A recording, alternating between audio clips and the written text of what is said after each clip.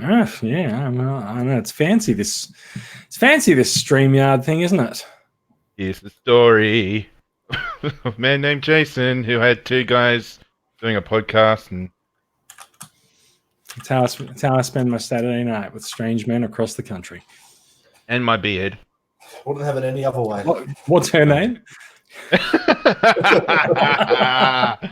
Oh, snap.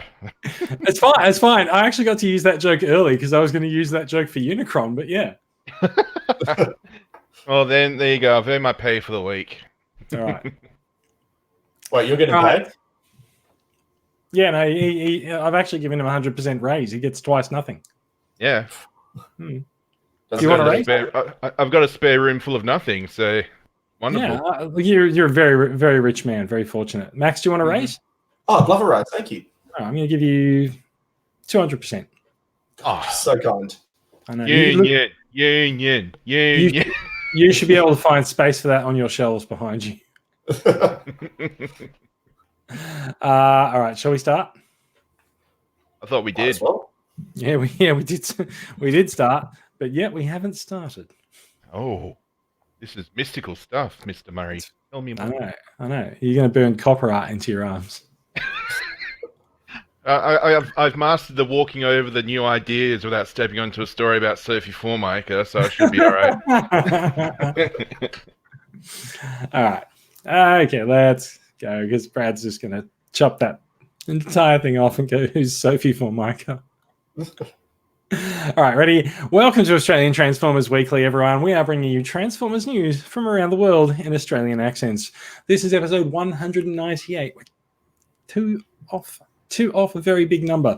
We are recording live. I know. Crikey! Don't say crikey, because if you say crikey, then a stingray is going to come along and stab you through the chest, and like you would never get to see Unicron. So yeah, Well, we are recording live on Saturday, August 31st, 2019. In this episode, there's a twist in the Unicron crowdfund. There's some new Generation Select and Studio Series figures and more coming up after this.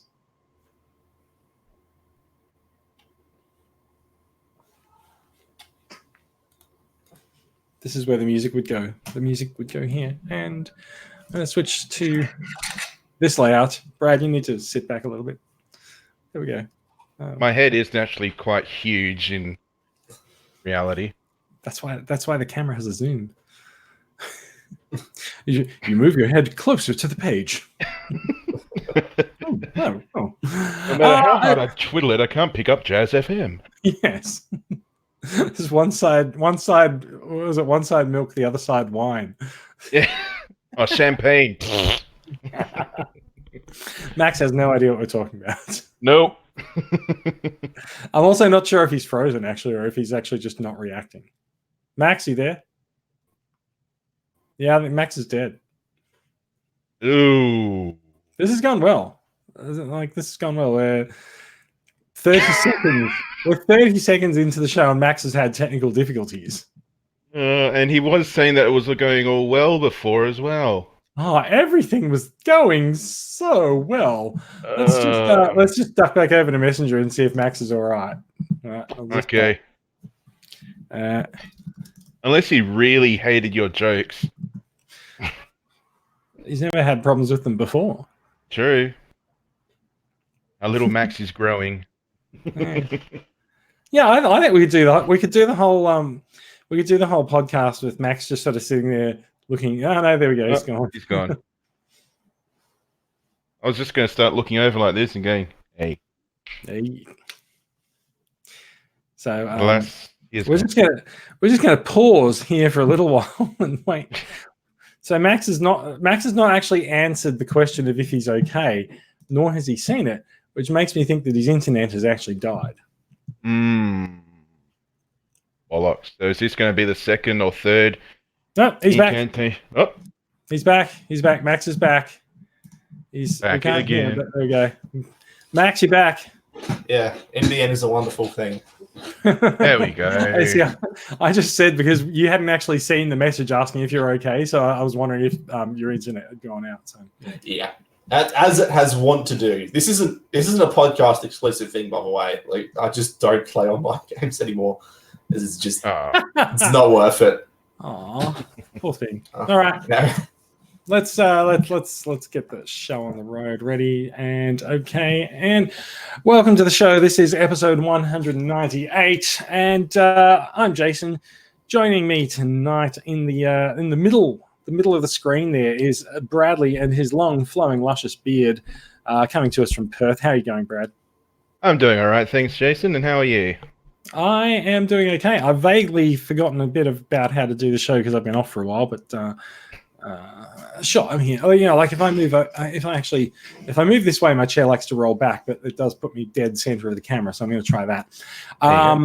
Yeah, Max coming to us from Adelaide and NBN land. I mean, like we used to constantly joke about the Tesla battery running Adelaide's power grid, but it seems like maybe we should be joking about your NBN instead. I don't know if I live in a first world country, to be honest. It's just, I think you can probably draw like an empirical, like we've seen all the news from this weekend from us deporting refugees off to Christmas Island. I don't know if we live in a first world country either. Christmas Island, so much in super false advertising. Yeah, it's not that merry, but yeah. No. So yeah, look, it's been. I don't know.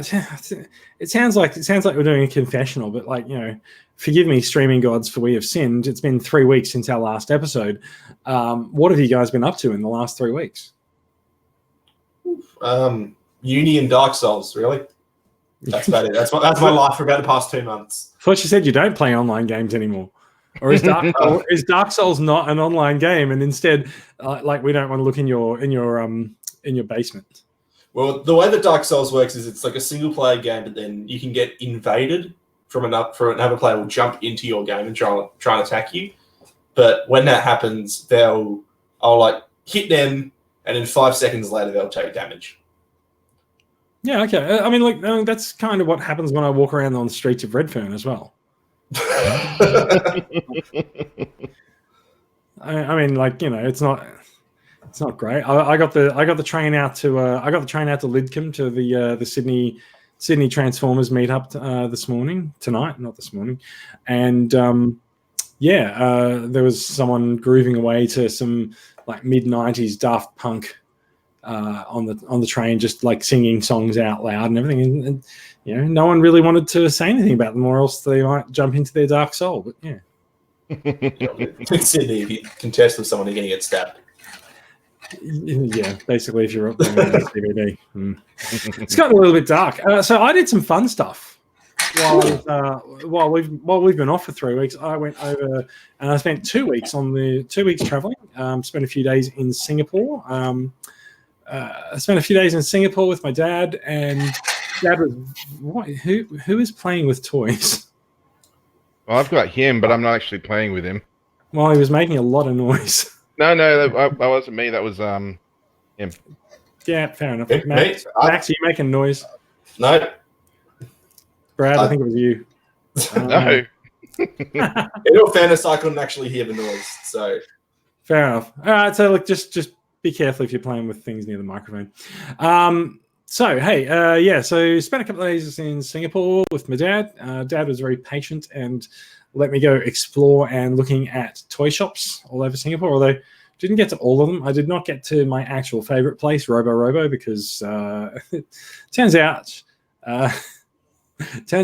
we landed on the Sunday night. The day before had been Singapore's National Day, which meant that the Friday was a public holiday. Saturday was National Day. Sunday was Sunday, we landed Sunday night. And Monday was also a public holiday. So a bunch of shops didn't open, and then I left Tuesday night. So didn't do all the Transformers shopping that I wanted to, but I did get a few things. I got what did I get? I got Jetfire. Jetfire for a fairly good price of $125.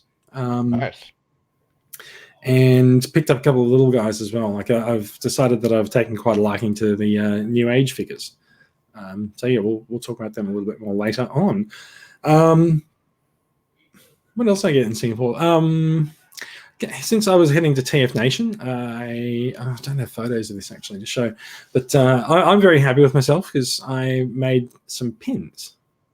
And when I say pins, I mean actually like manufactured like metal pieces with enamel painting and stuff, and they're in the shape of the Matrix.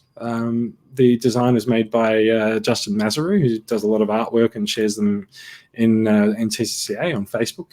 He's a very, very talented artist, and he very kindly donated a sketch of the Matrix, which got duly turned into a pin and became one of the most talked about items at TF Nation. So very happy with that, and made 120 pins and gave them all out to people, individually numbered and all sorts of things. The thing that made me quite happy about it was that people actually got pin numbers that meant things to them. It was my dad's 75th birthday while he was there, so he grabbed pin number 75 for himself. I gave James Roberts pin number 100 because he could turn it upside down and make it pin number 1, which is important if you read Lost Light. A few other people got some significant numbers. Maz got 51, and Maz likes racing games. He likes using number 51 in racing games. And Kevin Gorman, who does the Transformers comic cover recreations, he was quite proud of himself. He got pin number 69. Nice. Nice. So, yeah. And The most impressive part is that you remembered all of those. No, like, important numbers you remember, right? Pin number 113 is going to Huang from Melbourne, who did not make it to TF Nation for medical reasons, but it holds a special connection to him because of Lost Light and More Than Meets the Eye. And pin number 120 went to Transtech UK's, what's his Twitter name, The Last Gherkin, because he gave me the last copy of his fanzine, and so I gave him the last pin. So, yeah. Oh, nice. Yeah, worked out well. Let's see what else happened at TF Nation. So TF Nation, there were a couple of big events that went on at TFN. There was a performance of the unproduced first few episodes of Transformers Animated Season 4. Ooh. Now, so that reaction tells me that Max has never watched Animated or doesn't care. I didn't verbalize that. Also because I heard about it a bit before, but yeah, that is pretty cool. Yeah, fair enough. So one of the guests of TFN was Marty Eisenberg, who was the showrunner for Animated, and he dug out the script outlines for the first 3 episodes of what would have been Season 4, which was a 3-parter called The Trial of Megatron. They had advertised that they were going to do a script reading on the Saturday night. Everyone sort of wondered what the script reading was going to be. Turns out they didn't. So normally for a script reading at a convention, you have a big table and you have people come out and read the parts, and they all have a microphone in front of them. They didn't do that for TF Nation because Marty Eisenberg actually managed to get the entire Animated voice cast to record their roles earlier in the week, and so we had David Kay and all the other voice actors. So whenever a character verbalized something in the script reading, it actually sounded like that character. It was fantastic. And yeah, so big thank you to those voice actors who gave their time and voices, we're led to believe, completely free of charge for the project. So yeah, no, that was very, very good.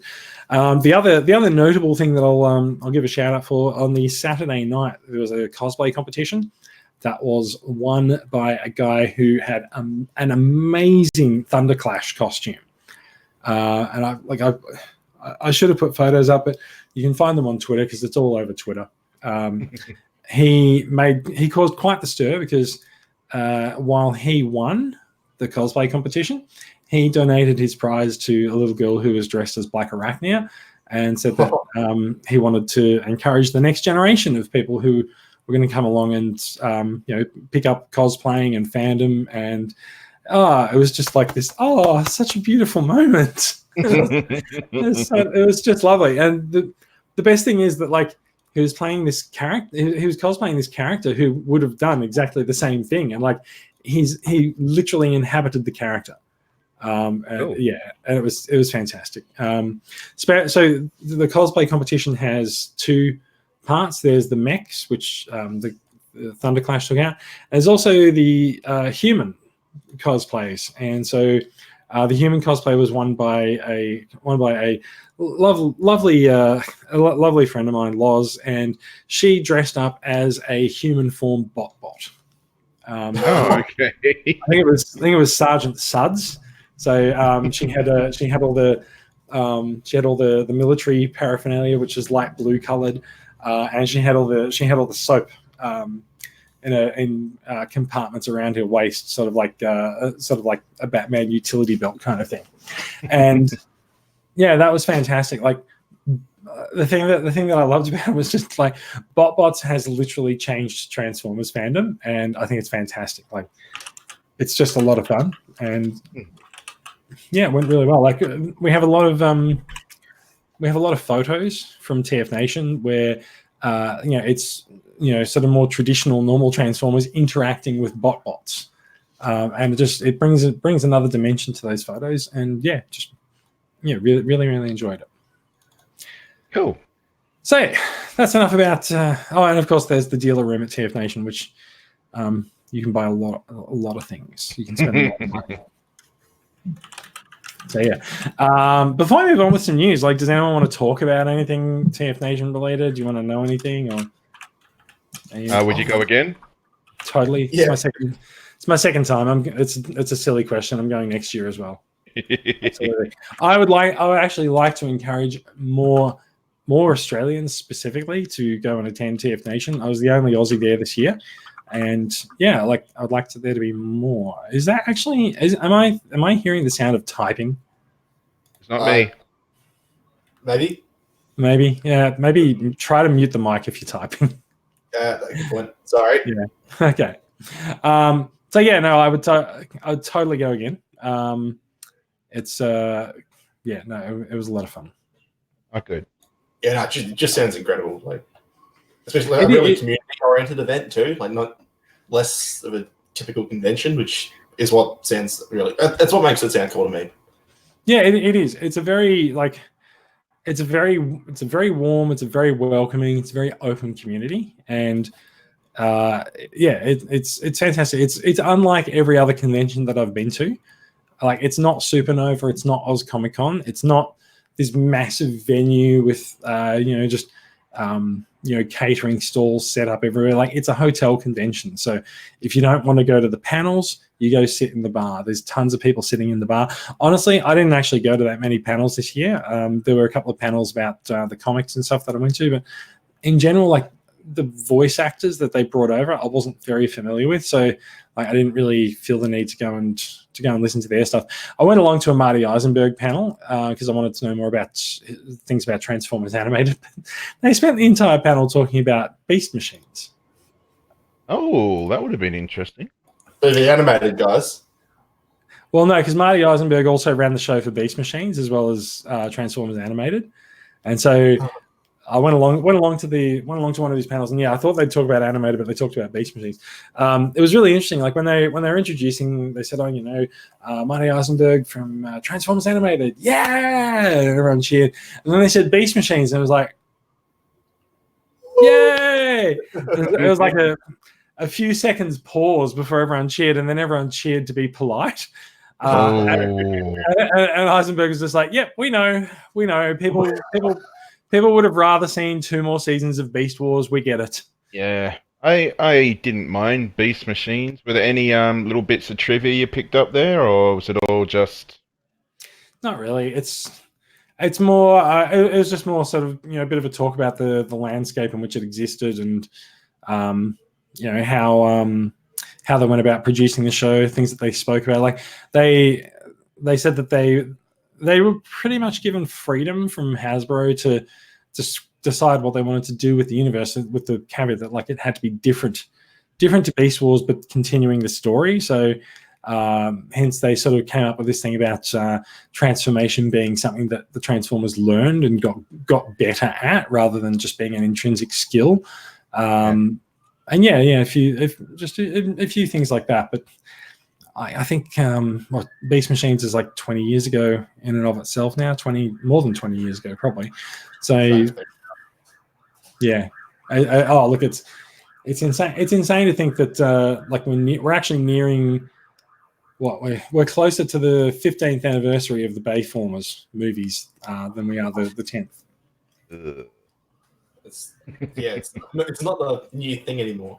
It's just it's not the new thing. It's not the new thing. It's something that happened, and it's something it happened for a while, and even that's in the past. It's something the fandom survived. Yeah, it's true. At the start and the end of the convention, they show this wonderful video that they've cobbled together with bits from all sorts of Transformers media. And I say all sorts of Transformers media. There's bits from G1, there's bits from the movies, there's even like sort of some motion pans from the comics, things from video games, and all set to a Stan Bush song. But like it's really sort of gets you into it, and just makes you realize just how much over the last 35 years, how much media has been produced about this franchise. And it really gets you feeling quite warm and open and caring about the franchise. And you can walk around the dealer's room and you can pick up a lot of things from different generations of Transformers that you might not have even been aware of as well. So there's definitely something for everyone. Did you meet any of the people like in a bar or anything? Did you meet any of the celebrities there, or did you go to a meetup? I didn't see so many of the voice cast in the bar. Like I didn't recognize most of them. I only sort of happened to run into Greg Berger as he was walking around the hotel, and grabbed a selfie with him. Nice. They had Brian Drummond, who is Jetstorm in Beast Machines, and it's like he was doing a lot of voice, projecting his voice and sort of inhabiting his character and stuff. But I didn't go and see a panel because I wasn't familiar with his work. They had Peter Spellos, who contributed quite a lot actually. So Peter Spellos was, oh gosh, who do I want to say he was? I want to say that he was a shark. So I think he was Skybite, was he? I'm not sure. That's the only shark I can think of. I think so too. I'm going to not so subtly Google this while we're talking about it. But so Peter Spellos is a very quite accomplished dramatic actor, and so he did a lot of work on the panels and stuff, and he has an improv performance group that they meet every couple of months in London and sort of train up for a bit of fun performing. And so they actually did the main performance on Saturday night, just on stage. It was essentially theatre sports, but it was sort of theatre sports as led by Peter Spellos, and doing a bunch of things. It was really, really, really good. What am I saying here? If I look through Peter Spellos' listing on Google, it doesn't actually say who he played. Whatever. Anyway, so he put in quite a lot of effort, and was often seen at the bar as well, having quite a good chat and quite an animated chat with a lot of the attendees as well. And also there was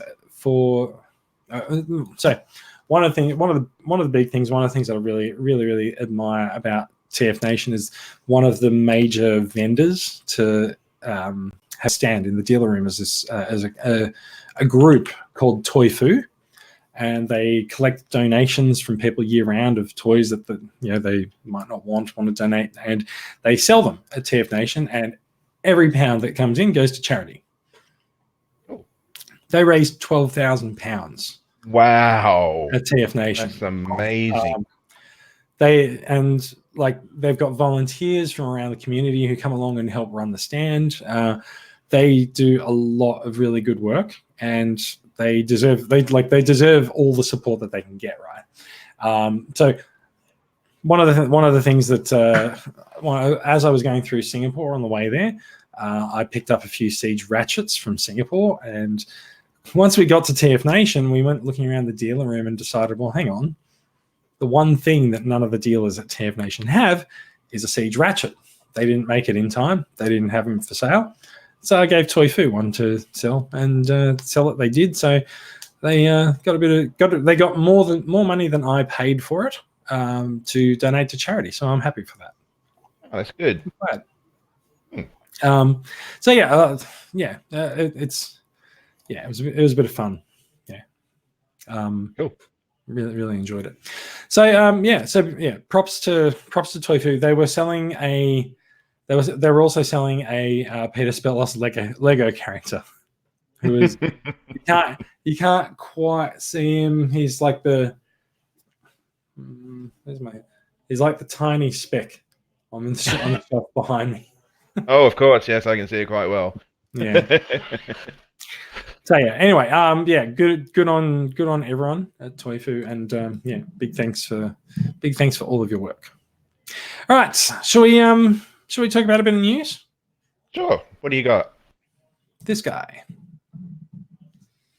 Oh. So the world's biggest transformer is now the world's biggest crowdfunding campaign, and it's been extended to run longer because it didn't make its goal. So Transformers War for Cybertron Unicron is still online at Hasbro Pulse, and it has been extended to the 6th of October. There has been a bit of a run on backers in the last week or so, leading up to what everyone thought was going to be the end of the campaign. But as we can see from what's on screen here, it's only actually made it to 5,575 backers. Today would have been its ending date. So Hasbro has decided to extend it. They've given it an extra 5 weeks. It had been creeping up at sort of a few hundred per day. So I think with the extra time, it now seems quite likely that this will hit 8,000 and it will get backed and funded. The fact that they've extended it also, I think, speaks a little bit to the general sentiment in the community, which is that and a lot of people, myself included, figured that with having spent 18 months already designing and prototyping the figure, Hasbro is probably going to try to do it anyway. No doubt. So what we actually had thought would happen would be at the end of August, they would just sort of like take it down and just go, yeah, it got close enough and we're going to do it. But instead, the fact that they've extended it, I think, means they're going to really actually run it out and try to hit that 8,000 figure. And it seems likely that they're not going to prop it up with fake numbers or anything like that. Or they will, and it'll just be how it goes this month. We don't know. So there is some confusion over exactly what makes up the figure on this page, whether this is 5,575 backers plus international pre-orders yet to be counted, or if Hasbro actually added the numbers in, because about a week ago, this number was at about just nearing 4,000. And in one of the live broadcasts answering questions about the figure, Hasbro did say that the international pre-order number had hit about 1,500 orders. Then a few days later, it jumped by about 1,500. They did say that this wouldn't include those pre-orders, but then it seems like they may have changed their mind on that. We don't really know. What we do know is that Australian pre-orders, at least from EB Games, definitely count, but we don't know if that number has actually been reflected here or not. Initially, EB Games told us that they would not add their numbers into the grand total until the end of the campaign, or possibly the end of August. We don't know. But with Hasbro announcing 1,500 international pre-orders, it seems like they may have come and knocking and collected those numbers a little bit sooner. Yeah, it's actually quite surprising me that the number of the international pre-orders is so low. I would have expected more than 1,500. It is a little bit surprising, I agree. It's not entirely clear what constitutes that number, if that's from Takara Tomy Mall, whether that includes the pre-orders from EB Games, because as we said, they told us that they wouldn't give Hasbro their numbers until the end of the month, but they may have asked for them early. So, yeah, it's a little bit hard to say whether there's still a bit of an international pre-order bump to go or not. What we do know from a post that Ozformers made earlier today is that despite the 5-week extension in the US, the EB Games and the Zing pre-order will not be extended, and tonight will be the end of it. Unless we get to tomorrow and find that it's still up. We don't really know. We'll see what happens, but I don't know that extending the Australian pre-order time will really make that much difference, because we probably have gotten the best deal out of anyone on the planet for this. All we have to do to I get think ours is technically cheaper. technically, yes, because we don't have to pay for shipping. Also, we don't. I don't know if this is going to actually come back to bite Hasbro and EB, but they took that number of $575 and they basically did a currency conversion of it on the day and arrived at 850 Australian dollars. But that number has to include GST. And so they've advertised it at $850, and so people have bought in at $850. They can't go and add GST onto that, which means, yes, we actually did get one of the best deals on the planet. And also, we can walk into a store and pick it up, so we don't have to pay for shipping. So yeah, we did get a really good deal. Also, we get to go in on Unicron for $100 down. We don't have to pay the rest. But if you're in the States, and this is actually one of the major reasons that Hasbro's extended their campaign, if you're in the States, you have to front up $575 by the 6th of August. 6th of October now. Otherwise, you're not a backer for Unicron, whereas we get to back it for $100, and we don't have to pay the rest until 2021 when this figure is actually ready to ship. It just kind of seems poorly managed to me. This whole campaign. Well, I'm thinking that someone originally, like say a couple of months ago or something, just said as a laugh, "Hey, why don't we put up a really big Unicron, make him really pricey, and see who wants to buy it?" And then they see all these backers and are like, "Shit, we actually got to make this now." It's a little bit more complicated than that. Like, they have spent 18 months already on this project. So, like, it didn't happen a few months ago. There's been a lot said about the crowdfunding aspect of the campaign.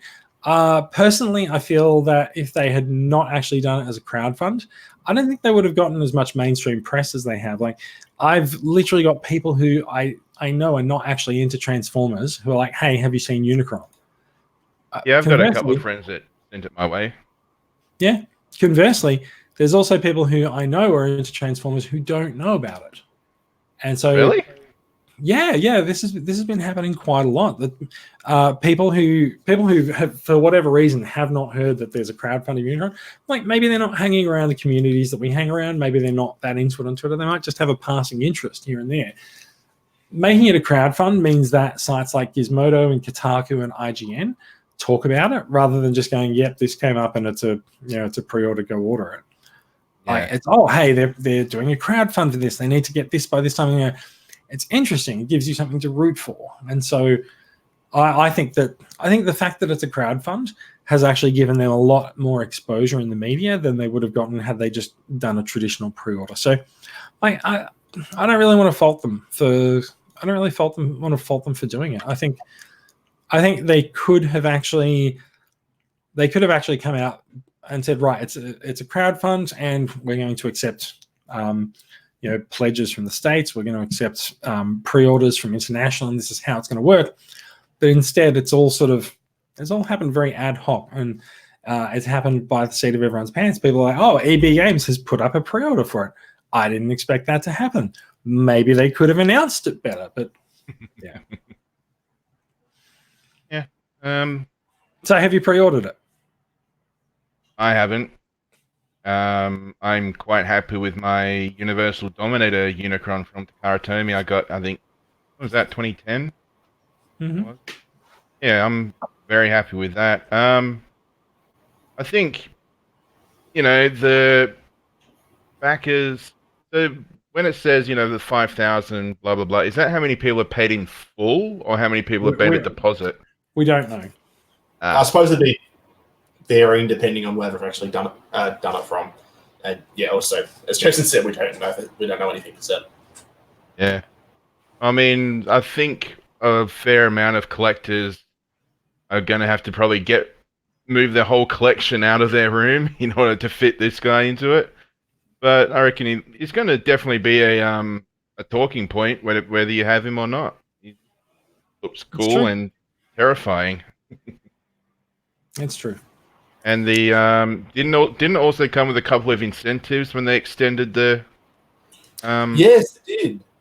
Yeah. So I think it's always been scheduled to come with these, but they've been sort of like drip feeding people news about what they're going to do with it. Yeah. So they have announced in the last week or so that he does come with a little Galvatron. It's not Very especially. little. It's not especially detailed. It's not especially well painted. It seems. Yeah, it's just purple with an orange arm cannon. That's it. Yeah, And it's also based on that awful Titans Return Galvatron too, so it's just like I find it incredibly hard to be excited about it. and they've also announced that depending on whether you prefer Unicron with a beard, with a pointy beard, or with a chin, you will be able to swap the chin. So Yeah, I wonder if that's the first time a Transformers toy has come with a swappable facial hair. Yeah, because some of them have I don't know. I mean, swappable like- faces. I don't know. Japanese Beast Wars went in some pretty weird directions. Yeah, that's true. I know one of those toys comes with a pair of testicles. I thought that was Devastator, but yeah. Okay.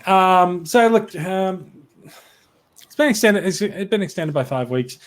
The internet seems alternately indifferent or angered by this. I don't really know why. It makes no difference if you've backed it already. That's fine. You're locked in as a backer. If you haven't backed it, you're probably still not going to. But there are definitely some portions of the fan base that now have the ability to actually save up. That they've got an extra 5 weeks, a couple of paychecks to save up their $575 if in the States. A couple of extra weeks, that could make the difference, and it could swing it in the direction of it getting made. Just wonder what could be next. I don't think anything needs to be next. Like HasLab is Hasbro's very, very, very collector oriented, fan oriented crowdfunding thing. They're not Hasbro proper, needing to churn out a new product in these lines every year. Yeah. This is very special. This is going to take them over a year to make. And he does look really awesome. Don't get me wrong, but I'm not particularly interested in it, and I also don't like that some people that are interested in it are trying to get people that are interested in it to not be interested in it.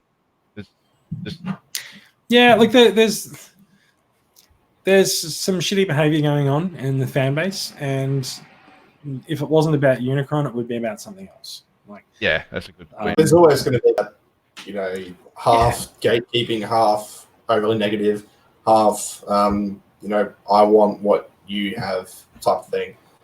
Yeah. So look, it's an expensive figure. Not everyone can afford it, and I think this is also something that we've seen with the rising price of some Masterpiece figures as well, which is that there is a bit of negativity about it because people can't afford it, and because people can't afford it, then they're going to shout it down. It doesn't have to happen that way, and I think ultimately cooler heads will prevail, and it's just a bit of annoyance from the fan base. Now I'm going to pause this for a minute. I'm going to pause this for a minute because I actually just need to go to the toilet. But okay. Like if you guys want to actually talk amongst yourselves, feel free. But I will be back in a minute. Sorry. Okay. So were you looking at picking this one up at all? No. How about you? See, I was ready to pull the trigger when that Zine pre-order rate went up. Like, I looked it down and was like, this is amazing value, and I love the look of the figure. It's going to be a big, eventful thing. I was ready to do it, and then one thing stuck out to me, and it's that I am not prepared to pay nearly $1,000 for something with single jointed elbows. I'm just not going to do it. Yeah, I'm a bit... Everything else, wonderful, love it. Not the elbows. Yeah. I can't abide by that. Yeah, I'm just wondering. It's so huge and so many pointy bits. I hope there's no QC issues, because that looks like it could potentially be a huge fuck around. If there's a QC issue with that, it's going to be disastrous. Like you're going to have people writing articles about it. Because there's been QC issues on these big things before. Well, like Metroplex was all floppy. Trypticon had that. Like if you, it's got the hip joint. The big fear is like the hip joint would just shred itself apart. So if something like that was to happen here, I think that'd be disastrous. Just because it's nearly $1,000. Like people are gonna. It's a serious investment here. Like Yeah, they got a lot hanging on. If it ends up being like a QC nightmare, then it could be the end of Hasbro Pulse. Like imagine you spend a whole bunch of money on like a top end game console, right? And then all of a sudden, like, you put a disc in and it just doesn't work, or it breaks and stuff like that. It's like, think of something like that, and then even more expensive. And also, you're not really going to get a replacement because it's a one-off thing. So it's like, that's why it's releasing in 2021, because like if we screw this up, people are going to hate us for it. So that might explain a massive release window for a figure that it looks essentially done. Like that's not paint. That's color. That's not paint. That's color plastic. Yeah, it's weird. It's like they sort of made the whole thing and then they like cut it off and like destroyed the factory and the tools that were used to make it. And now they're like, if we get funded, we're gonna have to build all those machines again to make more of this. It's like we made a singular steel mold. just put these one couple prototypes, but like, yeah, there's those videos where they've transformed they'll transform the figure and stuff. It's like, that's not really possible on a resin model. So like, I mean, they're using actual plastic already for this thing. Which says to me they're pretty confident in having it get out there. And whether or not that confidence comes from the idea that, it's going to be popular enough to reach 8,000, or we're going to do everything we can to boost it to 8,000. So obviously there's the extension or whatever stuff, getting it in all these other retailers. Like, they're going to get it to that point, because if they don't, then it's a huge investment down the drain. Because you also have to consider, right, like, what's the greater potential loss? Is the greater potential loss, not making? I forgot what I was going to say. So is the greater potential just going to be like not making a figure in the first place, or is it going to be making it at a lower price where there's not as much profit to actually account for things, or was the greater loss going to be as a result of having gone through all that R&D and production and prototyping, and then not actually producing it in the first place? So all that money goes to nothing. Yeah. Oh, look, you could well make the point that our slightly higher prices on Legends and Deluxes for the last couple of years have been paying for Unicron. Oh, great. So we can just have it free then, can't we? Yeah. Thanks, Hasbro. If only they still put robot points on boxes, then you could cut them out and send them in for a Unicron. Oh man, imagine that. I'm still shocked at the Have they shown the box this guy's coming in? Or... no, but we do know that he weighs 9 kilograms. Yeah, so if you get him home delivered, he's probably going to show up on a pallet. Well, so this is actually the great thing. This is the great thing about pre-ordering him from EB Games, is that when you pre-order him on the EB Games website, it asks if you want $6.95 delivery. $6.95? Yeah. My God. That's their standard delivery price. That's how much I paid to get Ectotron delivered. It might be how much I paid to get Unicron delivered. Yeah, actually, now you mention it, I paid that to get Ectotron.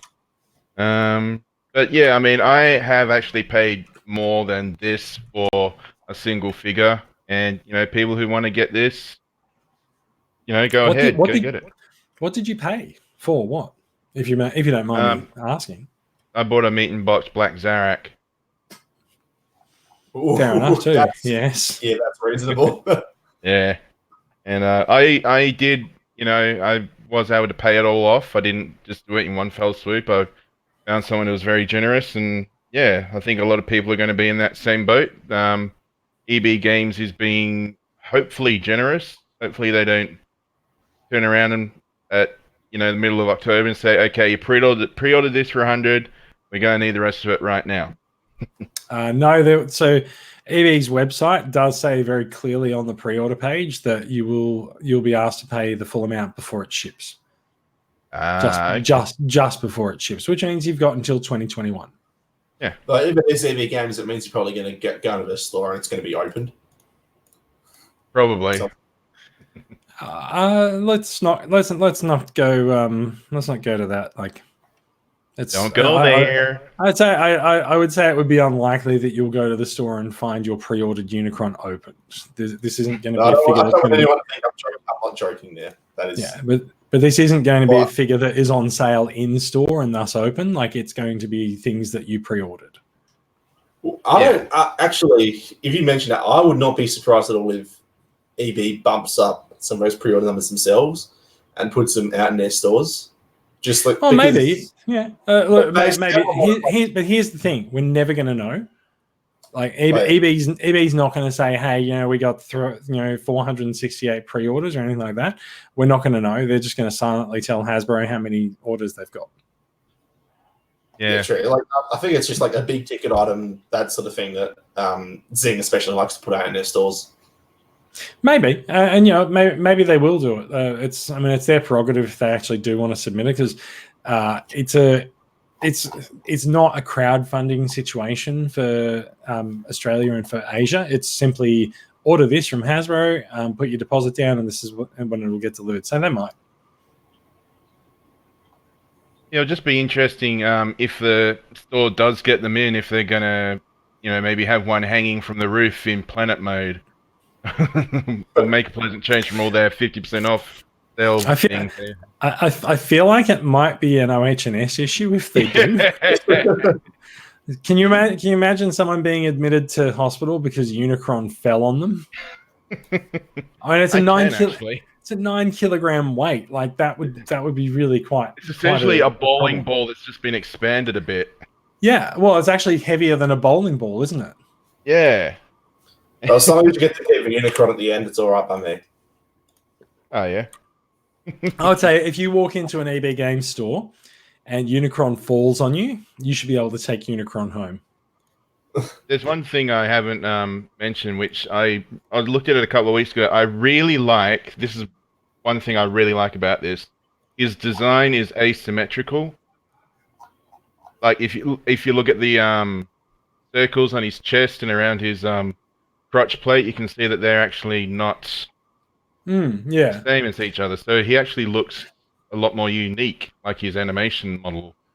Yeah, so the animation model didn't have that symmetry as well. So he even transforms the same way that he did in the movie for the most part. Yeah. Pretty sweet. I wonder if they're going to trickle out an Orson Welles voice chip. Would it just be his Unicron performances, or might it be the best of Orson Welles?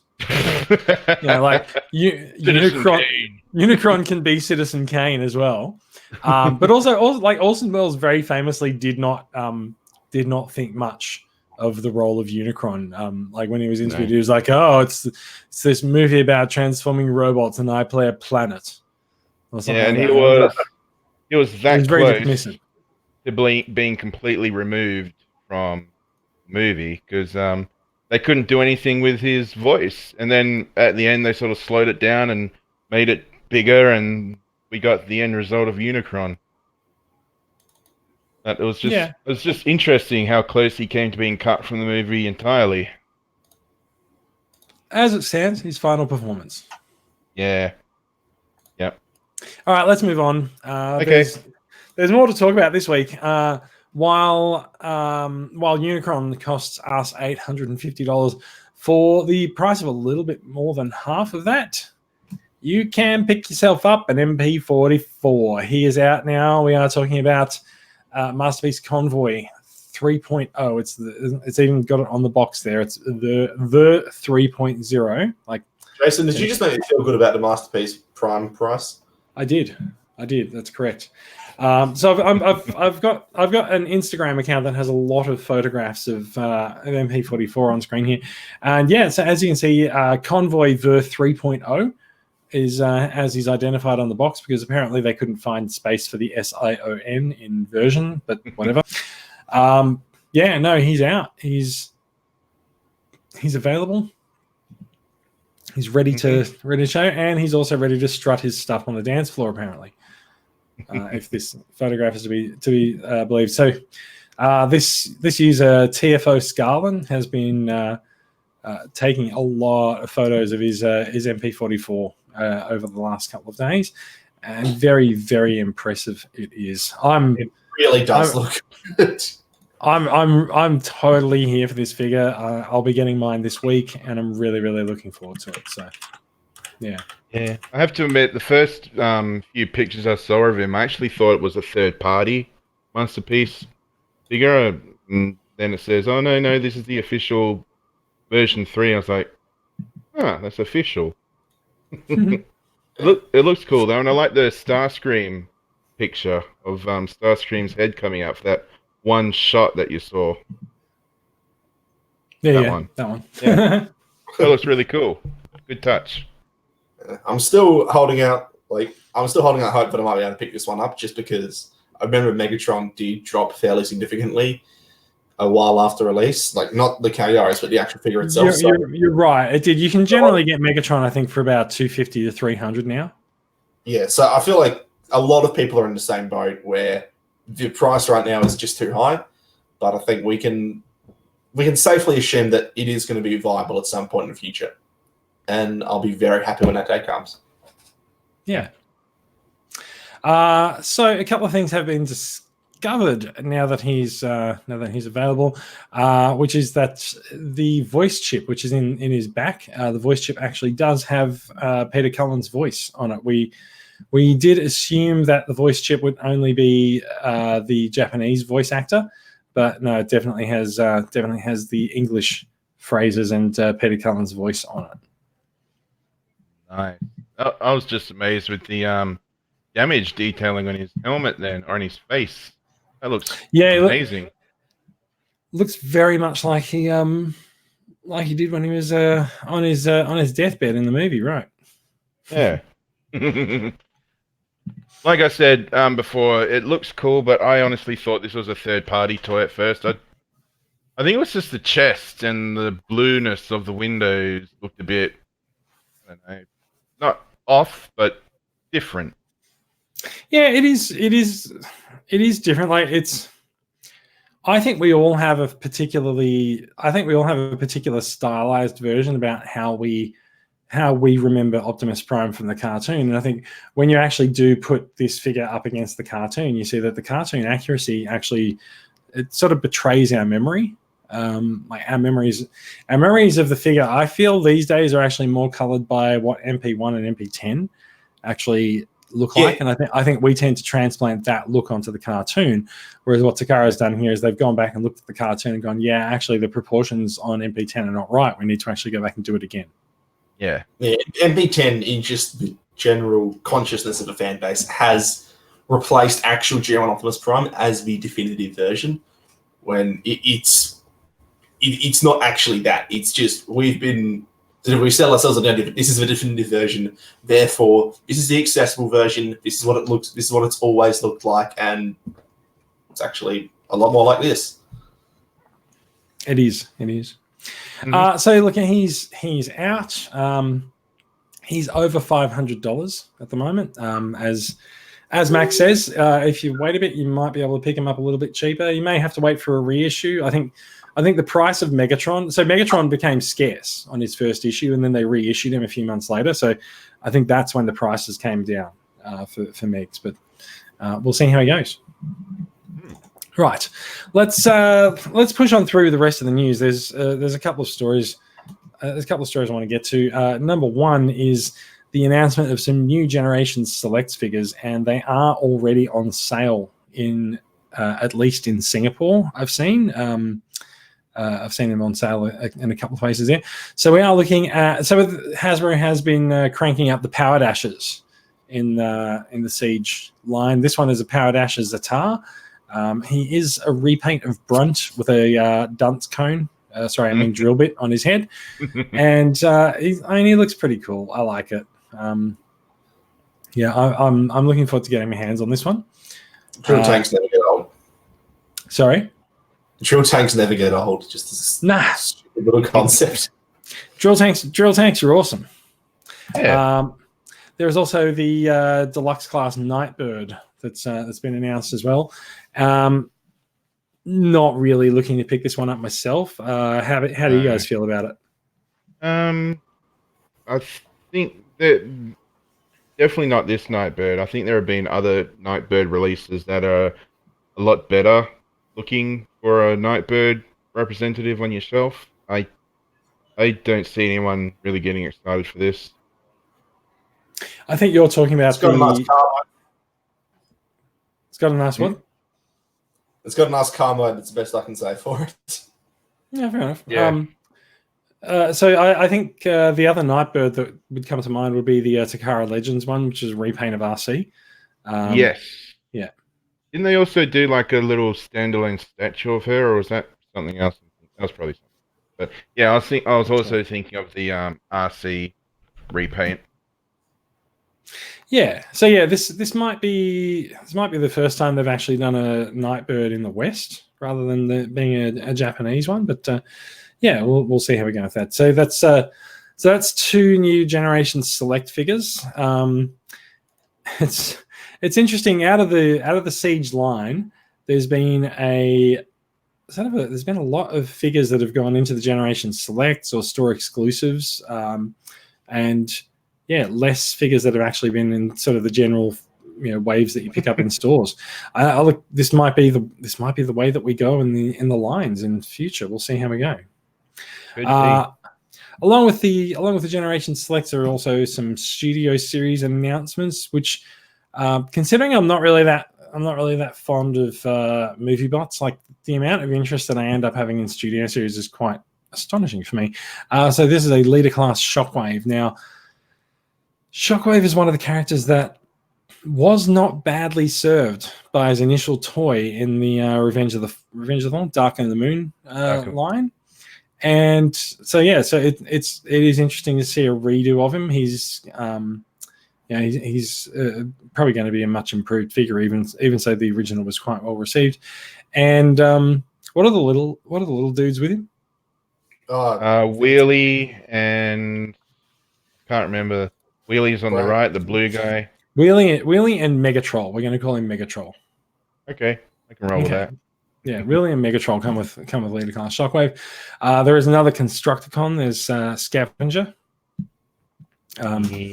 So he has a very very obvious alt mode, but his robot mode looks a little bit insane. But sure, whatever, we'll go with it.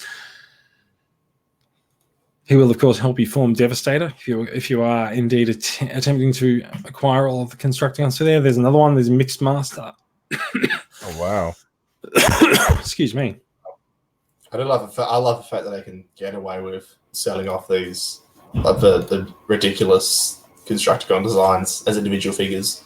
Actually, this Mixmaster looks a lot better than the actual Devastator that came in Revenge of the Fallen, because that one's barrel was like twice the size of the rest of it.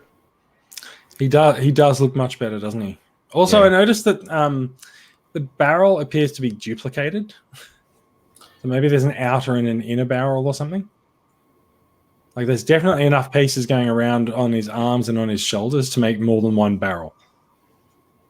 No, I think the barrel on his back consists of 4 pieces. That's what I was seeing representative there, I think. Maybe, yeah. See how it goes. Yeah. And besides that, there's also a Movie 1 Voyager class Megatron coming in for another treatment as well. I was going to say, wasn't this guy just released? But that was the Movie Masterpiece version. Yeah, there was a Movie Masterpiece version of the 2007 Megatron. This is the Studio Series release of 2007 Megatron, and yeah. The interplay between the Voyager and later size classes in this line is like really crazy to me. Like, because if there's stuff like in the initial waves, there was like Voyagers and leaders that were the same size as each other, and then if you look at this Megatron, the leader Megatron, and that leader Shockwave. Leader Shockwave is on the old Voyager Revenge of the Fallen Megatron. Shockwave and this Megatron are sharing parts with the Voyager Revenge of the Fallen Megatron, and not like specific parts, but shared tooling and overall skeleton. And then this Voyager Megatron is also sharing a skeleton, parts of a skeleton with the leader Megatron. So there's always interplay between these two separate size classes. Yeah, interesting. I don't have that much more to say about these. I do want that Power Dasher. Not so much up with Nightbird, but we'll see how it goes, eh? I think I would like to get the Power Dasher just because, I mean, I was reading up about them and they, the previous toys were G1 and impossibly rare. Yeah, because of the way that they were acquired into the line, and I think they were mail away exclusives in G1. So yeah, they are pretty rare. But it's nice to see. So it's nice to see them coming back and getting an homage. Now, I don't know what they're going to do for G1 homages next year if they've exhausted Power Dashes and everything this year. We'll see. Don't know. Don't know what's going to happen. We'll see. Maybe we'll get the the ones that you put water on and it changes their paint. A hypercolor transformer. Yeah. maybe not. Maybe. Yeah. Yes, we'll see. All right, now, not so sure if the next story is. Yeah, we're not going to get to that one just yet. I did insert a small note into the run sheet, but I haven't actually put up a story on the video to pair with. But if you have been holding out on purchasing Springer from Amazon, good news, he's been sighted at Kmart. So you will find he's a Voyager. He's recommended RRP is $50. However, if you are very nice and very careful and you ask the staff nicely, you will be able to price match him to other retailers, which are currently doing Voyagers for $40. So you'll get him a decent discount.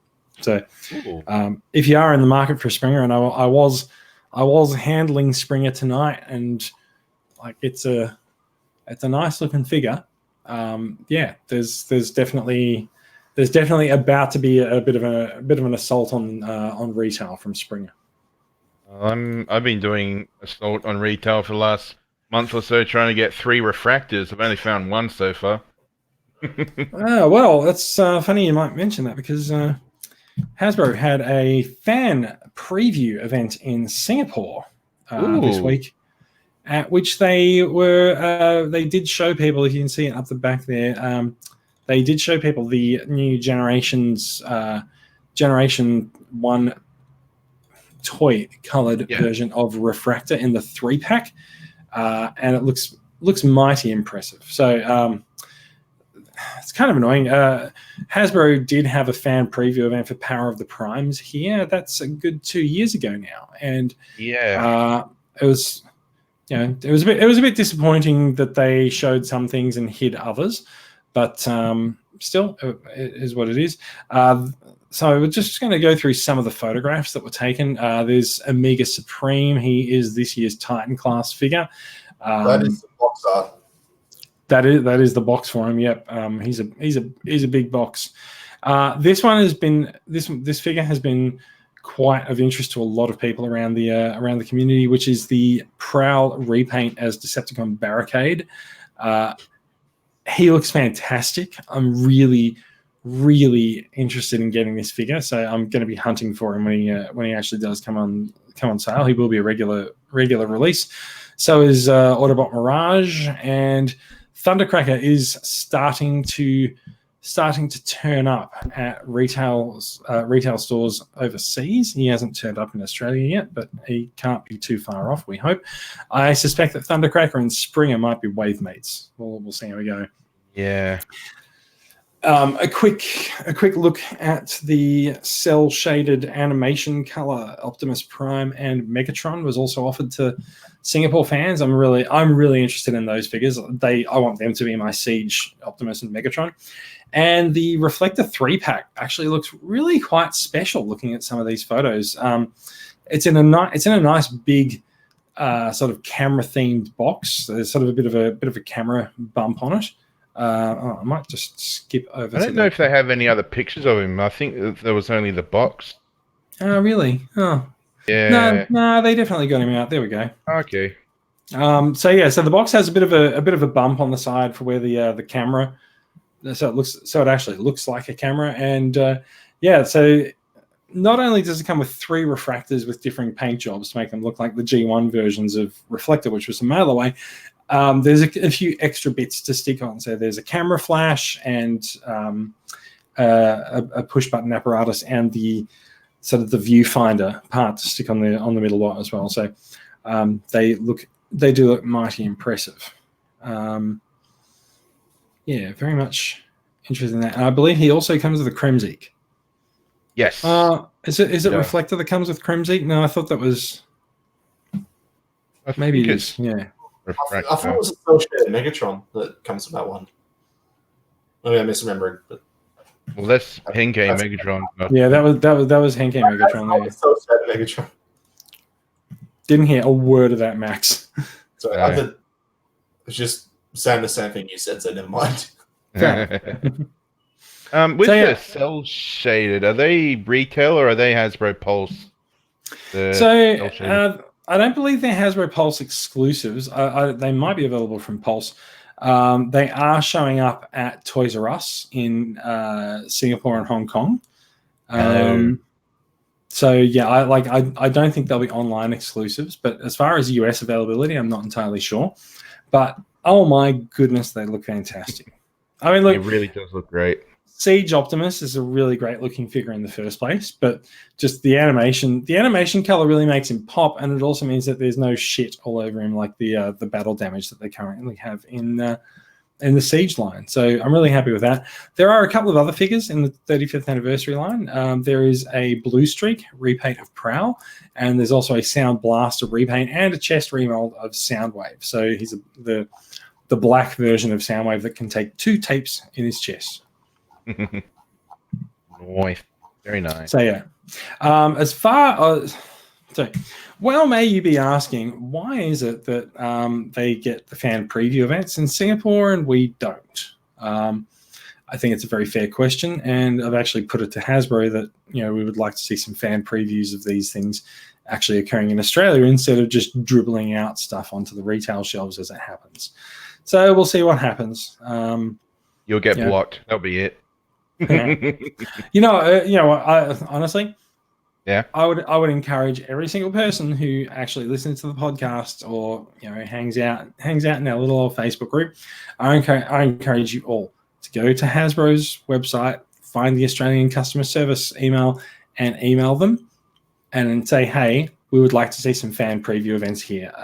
There's a lot of us out there. We're all waiting for you to bring these things to Australia, and we'd like you to actually engage with the community that buys your things. Yeah, because Australian retail really doesn't get the toys that people, Transformers and stuff. Most everyone buys them online, and by the time they hit Australian retail, it's like, so what? Got it already. I wouldn't say everyone buys them online. Like, people are still buying these things at retail. Like we do see this. We see a lot of people in the Facebook group post sightings, and people then follow up those sightings with questions, and then go and get those figures that are shown as sightings. So there's definitely an appetite for the figures. And you said earlier that you were unable to buy 3 refractors, so it means someone out there has been buying the refractors. And it also means the Kmart that I got him from only got 1 box. Yeah, so I'm told that there's going to be a flood of refractors soon. I believe the retailers are actually being offered boxes that only have refractors in them. Yeah. So we'll see how that goes. One thing I do. The one thing I do know is that the G1 refractor pack, they are fantastic. Like, the colors on them look amazing. They're way more colorful than the normal refractors, and I really can't wait to get my hands on them. Yeah, I would have gone for this repaint just to get 3 refractors, but I'm going with the standard one just because it's closer to the animation model, and I already have a G1 reflector. And yeah, this guy still looks great though. It's just, I'm hoping that the extra accessories for this guy, maybe a third-party company will sort of generate them for the retail release of Refractor. Yeah, maybe. So it looks like the shutter switch becomes an arm shield for some of the refractors. The viewfinder becomes shoulder pads for the central bot, and not sure about the rightmost spot, but yeah. So it does look like the extra pieces, like they've got 5mm ports and they can attach to the robot modes. There was also a report that came out. I think it must have been a few days ago, saying that one of the original solicitation forms of these actually identified them as a Hascon exclusive, which is interesting because there is no Hascon this year, but it does seem to imply that there was going to be one. Yeah, I hadn't heard about that, but it's a bit weird. It's announcing it as an exclusive to an event that didn't happen. No. It wasn't announced as an exclusive, but its product SKU identified it as a Hascon exclusive, but it is there is obviously no Hascon. Yeah. Yeah. Other than that, let's move on. There's one other story I'd like to talk about briefly, just from a not from a major thing,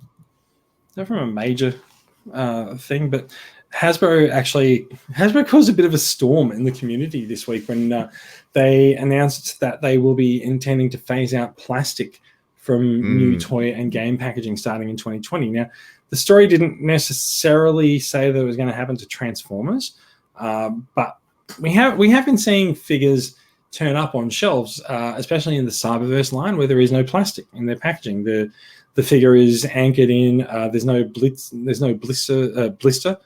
around the figure. It's you can pick up the package, you can touch the toy. Now we've seen Siege boxes move to a more sort of a cardboard model with a plastic insert, and it makes me wonder if they might stick with that cardboard but just remove the plastic and tie the figure in using the paper ties that we used to see around, I think around the early Classics or Universe was when we saw paper. Yeah, because I was just thinking about it the other day. I was like, I remember when the toys had the paper ties on them. I was just wondering what happened to them. It looks like they might be coming back, but I don't know why they were taken out in the first place. It's very strange. I mean, probably a cost-saving thing. But yeah. So it says the plans include plastic elements like polybags, elastic bands, shrink wrap, window sheets, and blister packs. They're gonna phase those out. Now, it doesn't specifically say that they're going to do it for Transformers. It does say. So the TFW report says all their brands, not only Transformers, but the actual press release from Hasbro did identify a few product lines, and Transformers was not one of them. I think it's interesting, and we'll talk about this when we get to your new acquisitions. We are starting to see some figures that are packed without plastic, at least without plastic windows. So all of the Generation Selects figures come in really quite nice, sturdy brown cardboard boxes. And we are seeing some of the gift sets, like the Alpha Strike and the Phantom Strike Force, actually come with no windows on the box whatsoever, and a great preference for the artwork. Yeah, and I think that's a good thing. Well, I really do enjoy the artwork of the boxes, and it's nice to, when you have an empty box, it's nice to also have something that's nice to look at, instead of something that looks like it should hold a toy, but there's no toy in there. Yeah. It also looks a bit more premium. Yeah, I think the boxes without the windows do, depending on what they are. But I think it does present a challenge for retail when you're walking through the store and you can no longer actually see the toys if you've got a full front box. But I think also the fact that they might be able to tie the figures in and at least you could stick with the Siege boxes as they are without the plastic, with a few changes to them. But yeah, so the plastic insert, they'd need to work around that, but that's fine. It just means packaging the figures slightly differently. Yeah, it's going to be interesting if it does actually happen to Transformers, because again, wasn't specifically mentioned, but could be happening. Look, one of the reasons why I brought the story up is because people freaked out, and I don't know why, because people seem to think that the packaging is going to turn to shit, but no, the packaging is just going to change. It will be different. It's already different year on year anyway. We've had large blister packs with comic books in them, the smaller ones without. Packaging evolves. They evolve the packaging to cram more of them into a single box, so we'll see how they go. They might start. They might even go back to packaging some of the figures in alt mode because they're a little bit more compact. Who knows? Yeah, Well, you're not selling something through the window. They might as well.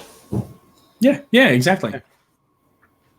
Now, a couple of small stories. Sorry. So I have taken quite a liking to New Age figures in the last few days. So New Age is doing a Starscream. Excuse me. So New Age is doing a Starscream, and they've shown a few. I think these look like screen caps from a video. That gives a bit of a look at how he looks and how he works and how he moves and functions.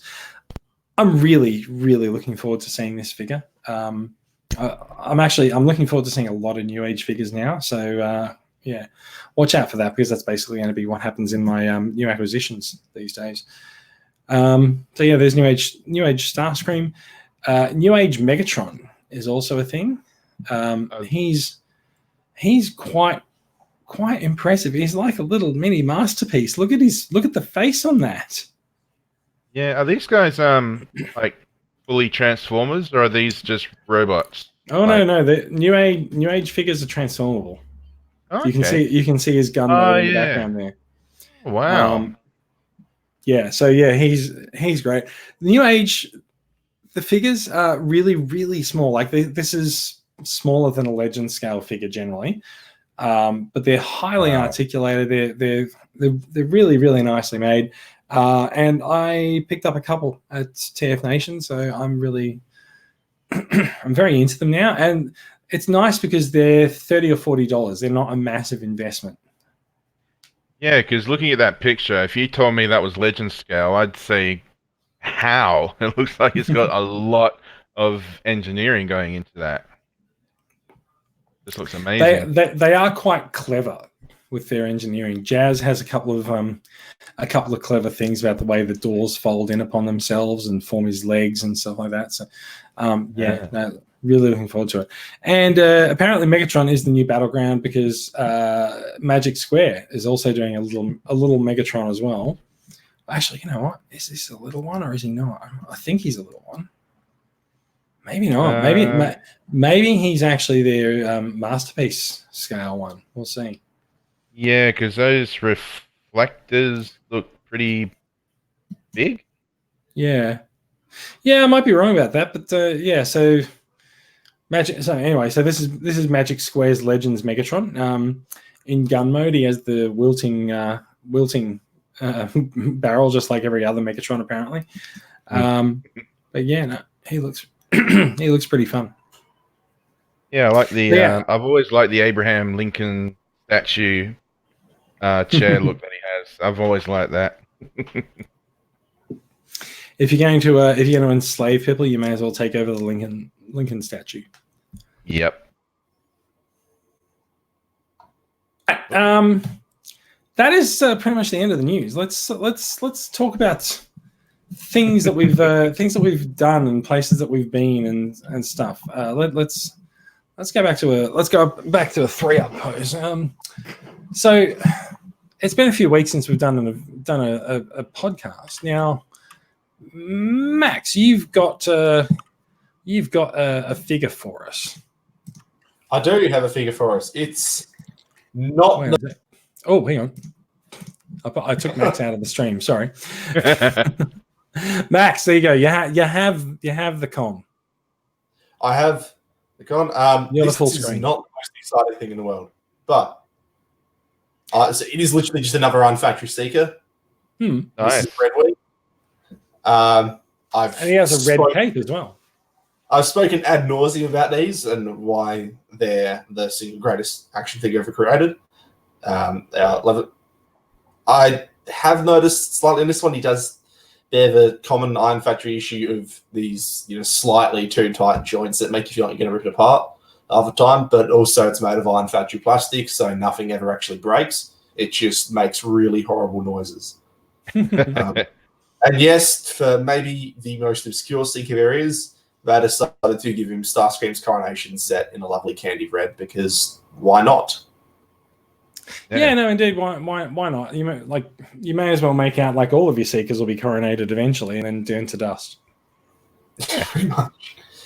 Yeah, classic characters never said a single line of dialogue, but he's got a nice color scheme and there's a cool backstory to his creation. So you kind of need him in your Seekers.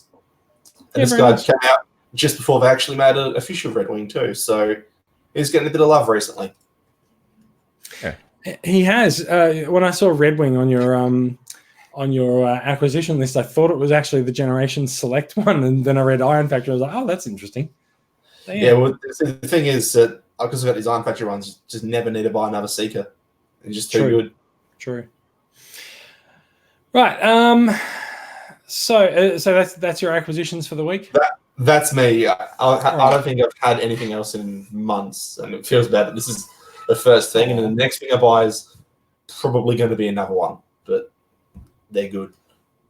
No, fair enough. I did get a couple of Iron Factory bots while I was overseas, but we'll talk about them soon. There, Bradley, we were talking earlier about the gift sets, not the gift sets, but actually they are gift sets. The plastic windowless siege sets, the Alpha Strike and the Phantom Strike packs. I'm going to put you on screen if you'd like to talk briefly about them. Tell us what you think. Well, these are the boxes. The figures are out, but these are just the boxes. And I was a bit shocked when I got them because I thought they were the same size, but that's a Decepticon pack. That's the Autobot pack. Very big size difference there, which was cool. I bought the Alpha Strike Force just because I want to get a clone Sideswipe. I don't have a toy of him yet. Obviously, I got this so I can complete my Seeker trio when Thundercracker shows up at Aussie Retail. I guess for the size, I mean, the Autobot one is a deluxe plus some bits, whereas the Decepticon one's a Voyager plus some bits. So it makes sense that they're a little bit bigger. Yeah, correct. I was gonna say, oh yeah, I've also gotten I got Brunt a couple of weeks ago. He's do I have him here? Yes, I do. If you don't, I do. Yeah. I only got this guy because he's a companion piece to Trypticon. That's why I bought some of the other figures. And like I was showing before, I do have a Refractor, but I'm going to wait until I get another 2 before I open him up. And I wanted to say something about the Autobot Strike, Alpha Strike Counterforce. I did see a lot of people reporting that their Slam Dance, particularly the Tank Grand Slam, the little tank guy, apparently some people have opened him up and he turns into powder. Like just one of his feet just completely crumbles, and I must be one of the lucky ones because mine is pretty minty. He does have a lot of very, very, very tight joints and a lot of friction joints that need to have like a little nub sort of worn down before it can bend and snap into place. So I'm thinking that could be leading to a few breakages, but very happy to have him. Really like the alt mode for Sideswipe. This is my first interaction with this mode, and I really do like it, especially the air vents going up on the side. He is really nice. Yep. So, happy to have him. Now I just need to find characters that I can put these target masters with, because you get you get 4 target masters, sorry. The fourth one goes with Ectotron. He's a little PKE meter. But the it was other, a repaint of Taraxodon. yeah, Hmm. and the other three are actual, robot into a gun sort of target masters. So now I just need to figure out who on my classic shelf I want to give target masters to. Might give one to Titans Returns Quake. But yeah, the only other thing. No, it doesn't really show up at all, does it? You can see that it's black, but you can't see the details on it. This is a Shapeways piece I had printed out to make Titans Returns Tarn a lot more official Titan Tarn looking. And yeah, I still got to get it painted. And I really love the Slimer that comes with Ectotron. But yeah, that's my acquisitions. And how about you, Jason? What do you got? I'm going to go back onto the screen share because what am I going to do? I'm going to put this up here. I put a bunch of photos in the Facebook group, so I'm just going to go through them here. So, this is sort of the main bot collection. There's going sort of in order of size. What do we got? We got Siege Jetfire. There is a Generation Select Combat Megatron, which I've not opened yet, and I'm really looking forward to it. There's the BotPots Con Crew, which I thought from the outside of the box only had 5 items in it, but it's actually got something like 7 or 8 BotPots in it. Some of them actually have like fabric on them. They're actually a little bit more special than standard BotPots. So really looking forward to getting into those. There's a couple of Iron Factory figures. There's a Blue Streak and a Megatron. A couple of New Age figures, Jazz and Cosmos. There's the Henkei Ramjet that I was talking about earlier. Maybe I wasn't talking about them on here actually. The last of my 31 Seekers. One of our listeners asked me when I claimed I had 31 Seekers. One of our listeners asked me for a photo, and I put them all up and went, "Hang on, I only have 30. Wait on, that's not good." So I have had to acquire a Ramjet, and I did that on this trip. There's also an Iron Factory Tarn there, Siege Ratchet, as hard as he was to acquire, and there's also one other thing sitting next to Siege Ratchet in this photo that you might not recognize immediately.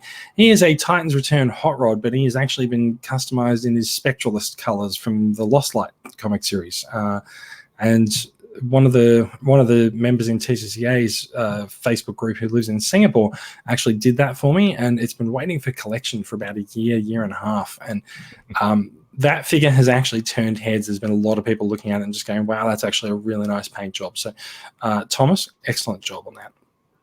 Yeah, when I first saw that, I thought it was an official thing, but I just flown the radar. So did I. It looks amazing. He's a real official figure, but he's been customized. There's also a Masterpiece Bumblebee there that's also been customized into a sort of a bug bite appearance there with his white paint job. And there's also a BotCon or a TFSS, I think he's a BotCon Breakdown, who is the Generation Sideswipe and Sunstreaker mold, but done in that lovely aqua color, and the head sculpt for that bot is amazing. It's pink and all these other amazing colors. So that's the main bot section of the haul there. I have developed a bit of a pin thing in the last couple of years. So I made sure that I went to all of the Forge stands and acquired as many pins as I could. There's a lot of different things there. I love there's an entire series of pins that I've acquired there, which the name of it is a pun on one of the comics. So where the comics had Sins of the Wreckers, this is Pins of the Wreckers. It's really good. Oh, good one. Yeah, it's very well done. There's a lot of really talented people making things in the Forge at TF Nation, and it's a handmade place. It's where artists will come along and sell their prints. Some of them will sell physical items that they've made, things like that. And you'll see in the next photo, there's a lovely woman named Len on Twitter who makes all of these things. So I've got this fantastic day glow bright colored pencil case. There's in fact there's 2 pencil cases, one with the sort of rainbow colored print, and there's one with Kremzik on it. And there's also a beanie that has a a lovely print of the Decepticon Seeker jets on it, which I would say I'm looking forward to winter when I can wear it, but we're just coming out of winter, so it's going to be a while before I can wear it. But we'll see. If I end up going up to London at Christmas time, I might be rocking this around London. We'll see how we go. Oh, other than that, there's some books and magazines and fanzines that I picked up. There's a couple of scripts of More Than Meets the Eye and Lost Light. There's a script for the one where the DJD first comes in, which is I think More Than Meets the Eye number 9, and there's also a script to Lost Light 25, How to Say Goodbye and Mean It Part 2.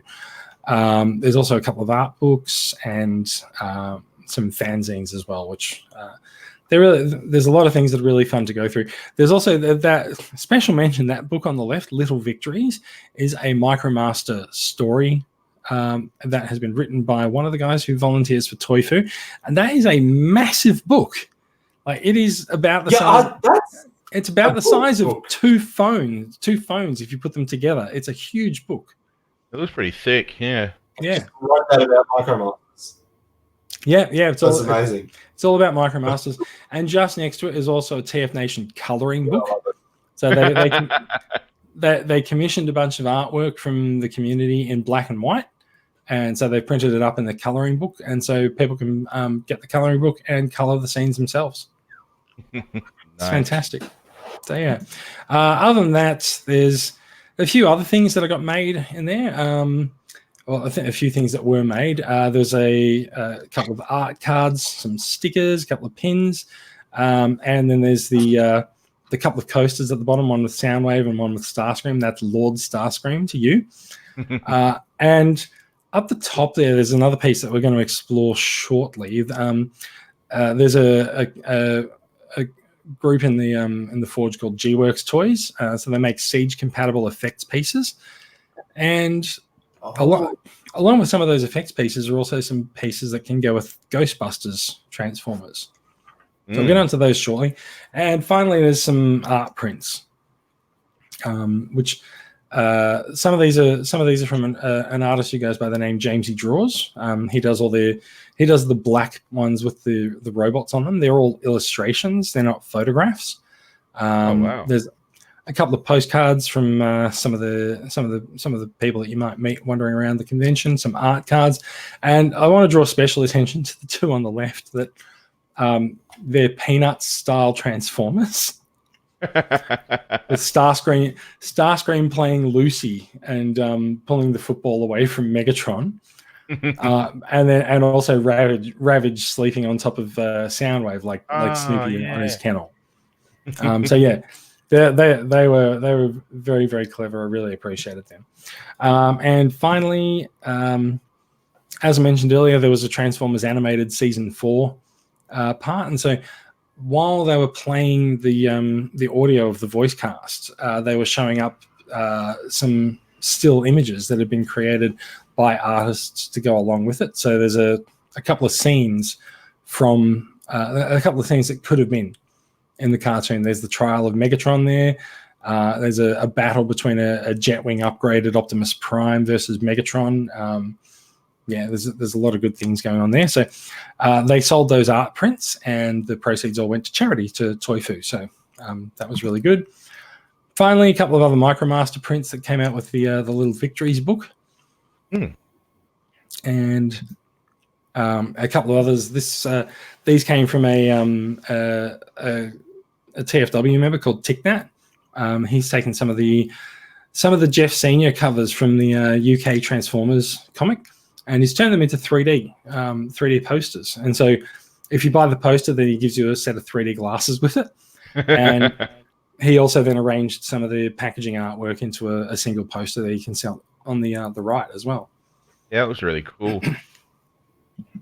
So yeah, so that was the TF Nation haul.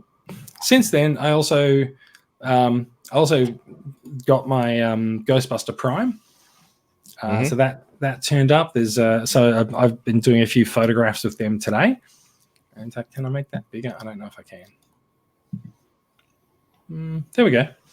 Oh yeah. So Ghostbusters Prime and Ectotron. Now, you'll notice that Ectotron is actually carrying a Ghostbusters trap in his hand on the left of the image there, and that is one of those items that came from TF Nation.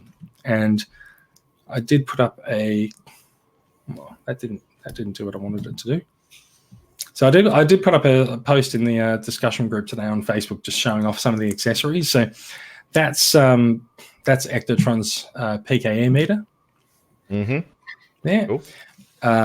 Pretty neat. Comes in two parts. You can assemble it together. And then there's the proton pack blast effect piece, which this is really, really quite cool because it glows in the dark. Oh, nice. Oh. Mm. So yeah, so that attaches onto the front of most weapons. It is actually, I feel like it's actually compatible with siege weapons as well. So it doesn't have to be used with Ectotron, but obviously works pretty well with Ectotron and with Slimer as well. Is that And- two pieces, or is it all one piece?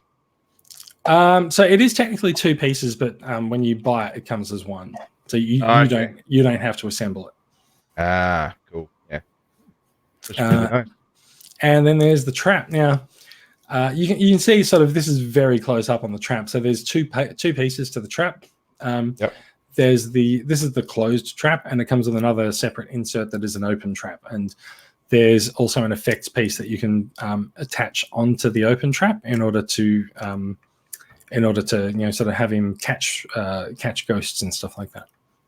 Cool. So yeah, it's pretty neat. So yeah, those are my new acquisitions at the moment. I did also actually acquire the Micromaster 10 pack, but I haven't really had that much time to put up much photos of them, and also a bunch of Micromasters.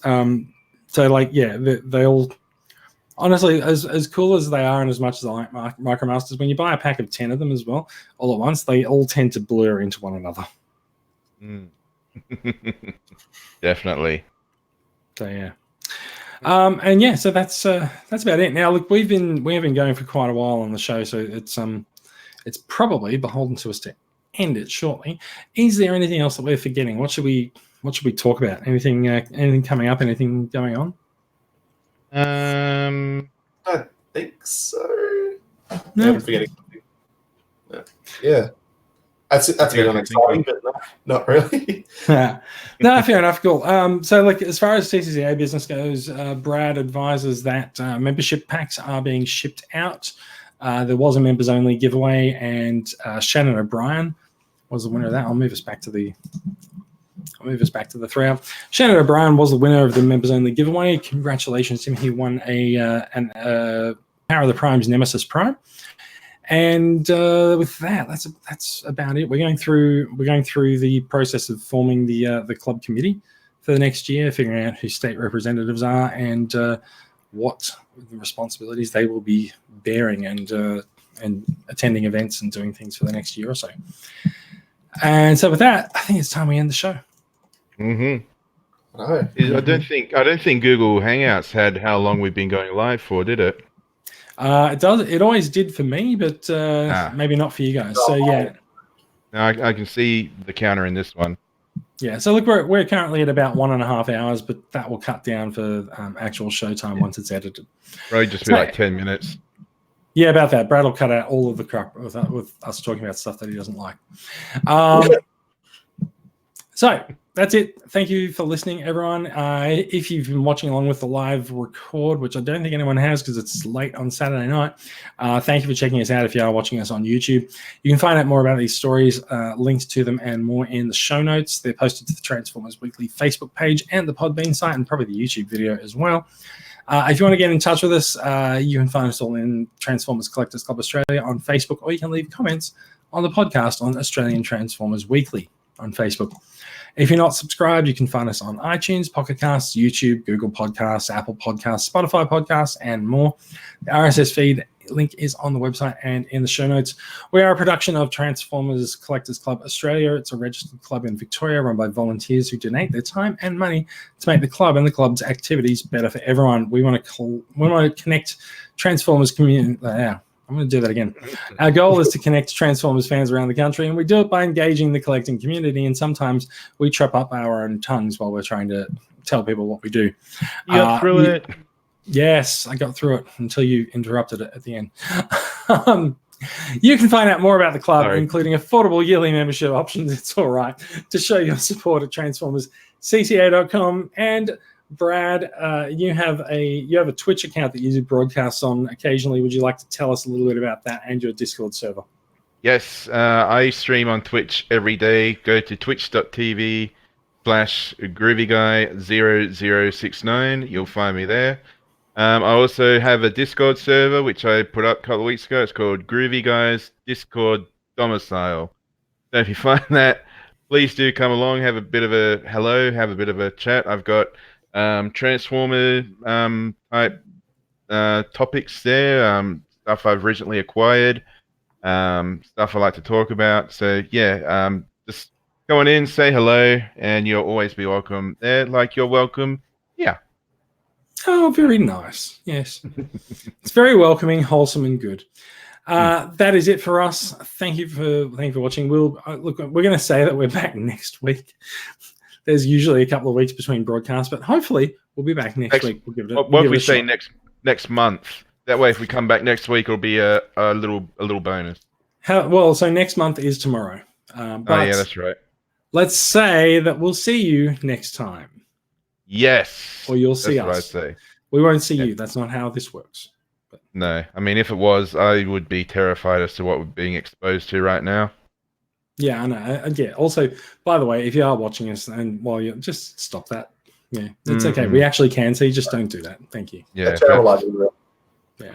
You're going to need a new blanket after that. Okay. That's probably enough. Thank you, everyone. And goodbye and see you next time. Bye-bye.